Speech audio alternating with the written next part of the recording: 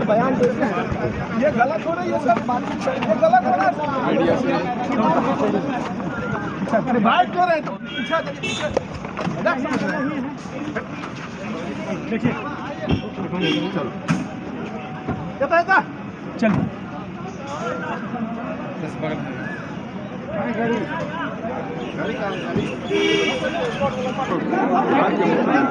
नीतीश कुमार यहाँ पहुँचेंगे।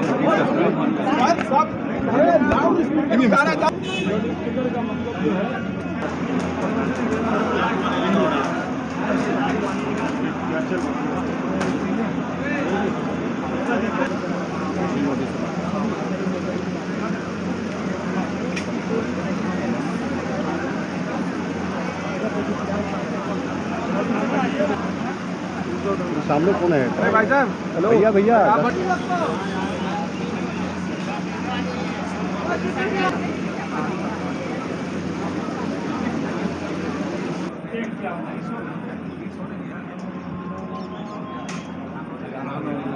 अस्सलाम वालेकुम, SSI ट्यूब में एक बार फिर स्वागत करते हैं। मैं देवेंद्र सिंह लड्डू।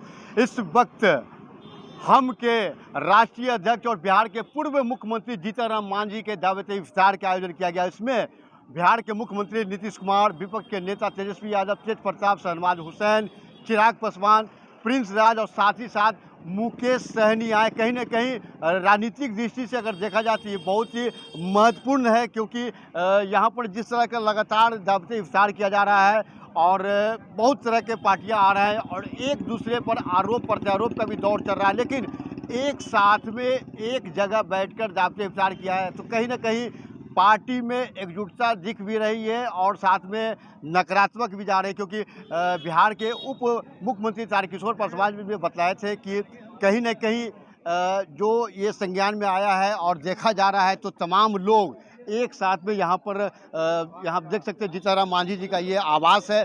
इसी आवास में तमाम लोग जितने भी पार्टियां के थे, चाहे वो मुकेश सहनी सरकार से बाहर है उसके बावजूद भी आए हैं, कुछ और भी नेता हैं जो सरकार में नहीं रहने के बावजूद भी यहाँ पर आए हैं। देश में लाउडस्पीकर से नींद टूटता है, बेरोजगारी से लोगों की जिंदगी और भविष्य बर्बाद हो रहा है। इम्पोर्टेंट क्या है? आपको लग रहा है इम्पोर्टेंट क्या है? भटकाया जा रहा है जिसका भविष्य, जिंदगी नौजवानों की बर्बाद हो रही है बेरोजगारी से। स्पीकर पर विवाद होना चाहिए। स्पीकर पर क्या के लिए विवाद होना चाहिए? लाउड स्पीकर तो जब तक नेता बात कर रहे हैं। तमाम पार्टी के लोग थे सर। अच्छी बात है, यही साबित होता है कि ऐसे ऐसे समय में सब लोग अपने जो कुछ विचारधाराएं उल्टी भी होती है उसको सीधा कर करके ऐसा मैसेज देना चाहते हैं कि राज्य के और देश के हित में हम लोग सब एक हैं और अमन कायम रहे, सांप्रदायिक सौहार्द बना रहे, इसकी दुआ के लिए सब लोग आए। अच्छा लगा, हमको बहुत अच्छा लगा, सबको बहुत बहुत धन्यवाद दिया। तेजस्वी ने कहा लाउड स्पीकर मामले में बेरोजगारी पे बात होनी चाहिए, लाउड स्पीकर पे नहीं। आप एक मिनट खड़ा हो जाइए सर। हम भी कहते हैं कि लाउड स्पीकर और घड़ी घंट बजाने से कुछ होता है क्या? ये तो सिर्फ और सिर्फ एक उत्तेजना फैलाने की बात है। इसलिए जो इस प्रकार की उन्मादी जुलूस होता है और इस प्रकार के लाउड स्पीकर और घड़ी घंट बजते हैं जिससे दूसरों को माने वायु प्रदूषण होता है, ऐसे में हरकत में बंद कर देना चाहिए सब चीज़ को। इसलिए उन्होंने कहा तो गलत क्या कहा? तलाशी है, जो सियासत तलाशेंगे समझिए वो नुकसान में रहेंगे। इसमें क्या सियासत है? मेरे यहाँ इफ्तार होता था, ईद होती है, मनमोहन सिंह जी आते थे, सब लोग आते थे।